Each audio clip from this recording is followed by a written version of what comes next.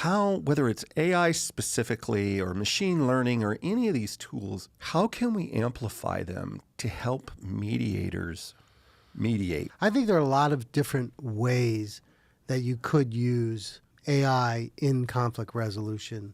If you've got two parties that are in some kind of a conflict, they often have a lot of data to bring and a lot of history to talk about and a lot of facts that they want to tell you about why the other side has harmed them or what.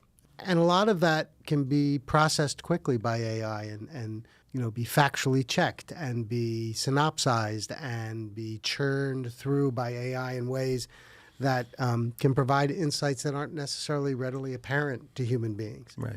AI using NLP, natural language processing, can analyze the way in which people speak, can look for patterns, can see what we think of in poker as tells that a good mediator can use to try to help facilitate the conversation, give real-time feedback about what's happening there to see, for example, impediments that are stopping the conversation from going forward or repetitive patterns that seem to be looping, because that's one of the things that happens and a skilled mediator looks out for it, is that parties often have very well-rehearsed tropes that they use to tell what happened. And what happens is one side gives its side and the other side gives its side, and then they go into the spiral that they've done 1,000 times, right. Telling the stories and refuting your story, and then you refute my refutation. It goes on and on. Right. And a really skilled mediator can see that coming.